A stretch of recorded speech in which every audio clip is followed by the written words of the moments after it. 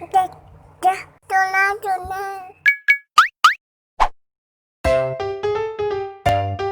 चंदनपुर गांव में मनीराम नाम के एक सेठ जी रहते थे। हालांकि उनके पास धन दौलत की कमी नहीं थी, मगर कंजूस बहुत थे। एक बार वे एक दुकान पर मछली खरीदने गए। दुकानदार ने जब मछली के पैसे बताए तो सेठ जी बोले, ये तो बहुत ज़्यादा है, तुम तो बहुत ठग रहे हो यार। जहाँ से तुम लाते हो वहाँ इतने का थोड़ी मिलता होगा। तब दुकानदार ने कहा, जाओ तो फिर थोक के रेट के पास चले जाओ। सेठ जी थोक रेट की दुकान पर पहुँचे और वहाँ पैसे पूछने लगे। जब उन्होंने पैसे बताए तो वे सेठ जी को फिर से बहुत ज़्यादा लगे और सेठ जी बोल पड़े, जहाँ से तुम मछली लाते हो वहाँ इतने की थोड़ी मिलती होगी। हाँ भाई हाँ, क्यों नहीं, हम तो नदी से मछली लेकर आते हैं, वहाँ बिल्कुल मुफ्त मिलती है, जाओ वहीं से जाकर ले लो।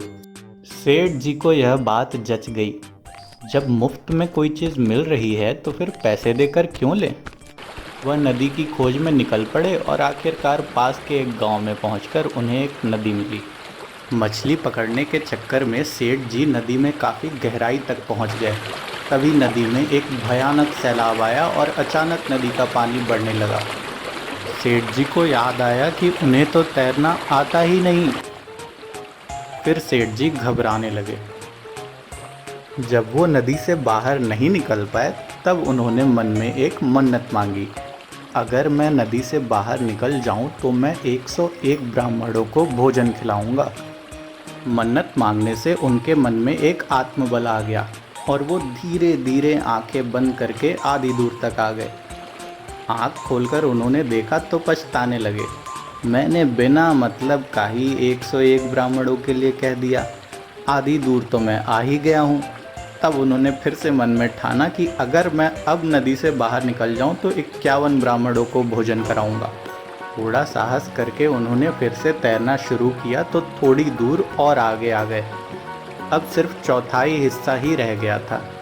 जब उन्होंने देखा कि अब नदी का सिर्फ चौथाई हिस्सा ही बचा है तो वो फिर बोल पड़े, अगर मैं अब बाहर निकल गया नदी से तो 21 ब्राह्मणों को भोजन करा दूंगा। ऐसे ही करते करते सेठ जी थोड़ा और किनारे पहुंच गए और फिर मन में सोचने लगे, 21 ना सही लेकिन 11 ब्राह्मणों को तो मैं भोजन खिला ही दूंगा। फिर थोड़ा तैरने के बाद जब 2-3 फीट ही रह गया था तब सेठ जी फिर बोल पड़े, 11 नहीं पर 1 ब्राह्मण को तो मैं खिला ही दूंगा, ज़रूर खिलाऊंगा। ऐसे ही करते करते सेठ जी आखिरकार नदी से बाहर आ ही गए। बाहर निकलने के बाद सेठ जी ने सोचा, अब कह तो दिया है पर 1 ब्राह्मण को भोजन कराऊं कैसे। कहने को तो कह दिया सेठ जी ने कि 1 ब्राह्मण को भोजन करा देंगे, पर अब पैसे बचाने के चक्कर में सेठ जी ऐसे ब्राह्मण की खोज में चल दिए जो कि बहुत कम खाता हो। कई जगह ढूंढने के बाद भी सेठ जी को बहुत कम खाने वाला ब्राह्मण कहीं नहीं मिला। कई लोगों से पूछने बताने के बाद आखिरकार सेठ जी को एक ब्राह्मण मिल ही गया। सेठ जी उस ब्राह्मण के घर पहुंचे और जाकर कहने लगे, मुझे एक ब्राह्मण की दावत करनी है, इसीलिए आया हूँ। ब्राह्मण ने सेठ जी से कहा, जी ठीक है, मुझे आपका निमंत्रण मंजूर है। अब सेठ जी ने ऐसा प्रश्न कर दिया जिसके लिए ब्राह्मण देवता तैयार नहीं थे। सेठ जी ने पूछा, आप कितना खा लेते हैं। इतना सुनते ही ब्राह्मण देव समझ गए कि यह सेठ बहुत कंजूस है जो ऐसी बात पूछ रहा है। अब सेठ जी कंजूस थे तो ब्राह्मण देव भी कम चालाक नहीं थे। वह तुरंत ही बोल पड़े, मैं तो मुश्किल से सिर्फ 2 पूड़ियाँ ही खा पाता हूँ। सेठ जी की खुशी का तो कोई ठिकाना ही नहीं था। उन्हें लगा कि बस यही उचित ब्राह्मण है और तुरंत बोल पड़े, देखिए पंडित जी, मैं 9 बजे दुकान पर चला जाता हूँ, आप उससे पहले आकर भोजन कर लीजिएगा। पंडित जी राजी हो गए और सेठ जी प्रसन्न मन से घर आ गए। सुबह सुबह भोजन की सारी तैयारी करके सेठ जी पंडित जी का इंतजार करने लगे, पर 9 बजे तक भी पंडित जी घर नहीं आए। धीरे धीरे 10 बज गए। आखिरकार थक हार कर सेठ जी सेठानी से यह कहकर दुकान चले गए कि देखो, मैं जाता हूँ, मेरे पीछे पंडित जी आए तो उन्हें भोजन करा देना और 11 रुपए दक्षिणा भी दे देना। सेठ जी के जाने के बाद करीब 12 बजे पंडित जी घर आए। उनके आते ही सेठानी उनके हाथ पैर धुलवाने लगी। तभी पंडित जी फूट फूट कर रोने लगे। सेठानी ने तुरंत पंडित जी से पूछा कि क्या हुआ पंडित जी? क्या बताएं, आज के दिन तुम्हारी देवी जैसी सासू माँ की याद आ गई। वो जब भी हमें निमंत्रण के लिए बुलाती थीं तो हाथ पैर धुलवाते समय हमें 11 अशर्फियाँ देती थीं। इतना सुनते ही सेठानी तुरंत भावुक हो पड़ी और कहने लगी कि सासू माँ नहीं है तो क्या हुआ पंडित जी, मैं तो हूं ना। और सेठानी ने 11 अशर्फियाँ लाकर पंडित जी को दे दी। इसके बाद सेठानी ने पंडित जी के लिए बढ़िया सा भोजन लगाया और पंडित जी ने पेट भरकर भोजन किया।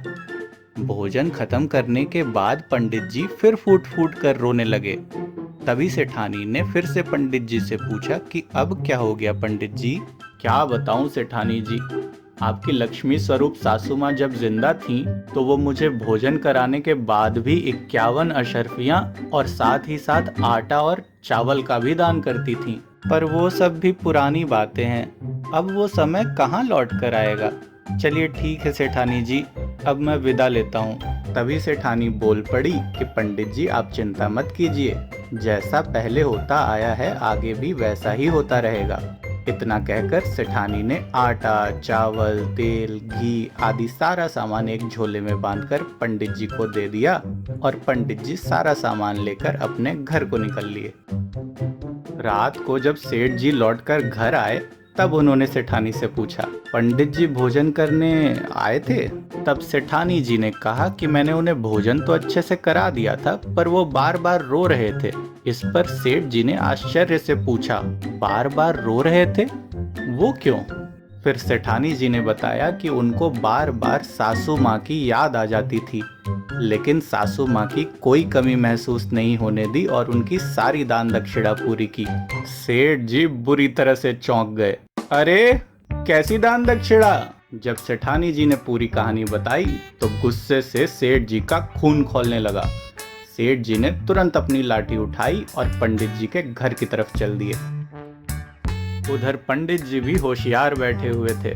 उन्हें मालूम था कि जब कंजूस सेठ को सारी बात पता चलेगी तो वह बहुत हंगामा करेगा, इसलिए पंडित जी ने पहले ही सारी तैयारी कर रखी थी और पंडिताइन को यह बता रखा था कि जैसे ही सेठ जी उनके घर आए वह तुरंत पंडित जी को एक सफेद कफन उड़ा दे।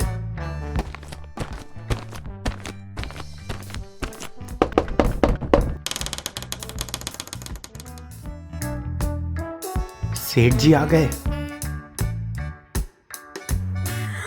पंडित जी हम सबको छोड़कर चले गए, अब हमारा क्या होगा? हमको भी साथ क्यों नहीं ले गए? अरे इनको क्या हो गया? अरे सवेरे अच्छे भले घर में बैठे थे, पता नहीं कहाँ का कोई दाढ़ीदार सेठ आया और इनको वहाँ क्या खिला दिया। वहाँ से जो लौटे हैं तो दे उल्टी दे दस्त, दे उल्टी दे दस्त, और हमारे पंडित जी हमको छोड़कर चले गए। कहाँ से कफन के लिए हम पैसे लाएंगे? कुछ भी तो नहीं है घर में, कैसे इनको फूके? इतना सब कुछ देखकर सेठ जी बहुत घबरा गए और अपनी जेब से कुछ रुपए निकालकर पंडितानी को देते हुए बोले, जी ये लीजिए, यह कुछ रुपए हैं, आप इनसे पंडित जी का दाह संस्कार करा लीजिएगा और बाकी भी जो ज़रूरत का सामान होगा वो मैं घर पहुंचकर भिजवा दूंगा, आप बिल्कुल भी परेशान मत होइए। इतना कहकर सेठ जी फौरन अपने घर को निकल लिए और डर के मारे दाह संस्कार के सामान के साथ ही 2 महीने का राशन भी पंडितानी के घर भिजवा दिया। इसके बाद 2 महीने बीत गए और सेठ जी का दिया हुआ राशन पानी खत्म हो गया। तब पंडित जी ने फिर से कोई तिगड़म लगाने को सोचा और एक सुबह 9 बजे के बाद जब सेठ जी अपनी दुकान के लिए निकल गए तब पंडित जी अपने घर से सेठानी से मिलने को चल दिए। 2 महीनों से पंडित जी ने अपनी दाढ़ी भी नहीं बनाई थी, सो लंबी लंबी दाढ़ी लेकर पंडित जी सेठानी के घर पहुंच गए। अब पंडित जी जितने चालाक, सेठानी उतनी ही मूर्ख। पंडित जी को देखते ही सेठानी ने उनसे पूछा कि अरे पंडित जी, आप तो मर गए थे ना? जिस पर पंडित जी ने उत्तर दिया, हाँ मैं मर गया था, मैं सीधा स्वर्ग से आ रहा हूँ। क्या है कि वहाँ हजामत करने वाला कोई नहीं है ना, तो यहाँ मैं अपनी दाढ़ी बनवाने आया हूँ। पंडित जी बहुत ही चालाक थे।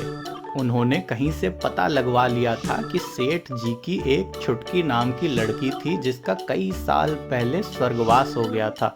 पंडित जी ने सेठानी से कहा, मुझे वहाँ छुटकी मिली थी।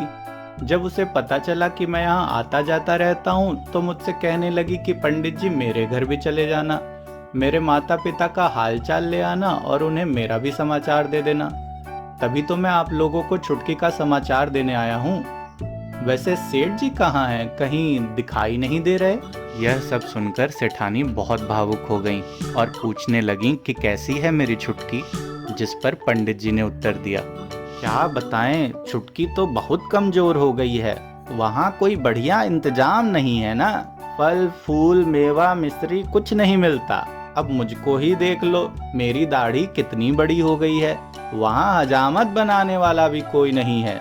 तभी तो मैंने सोचा कि यहाँ आकर अपनी दाढ़ी भी बनवा लूंगा और छुटकी का भी काम कर दूंगा।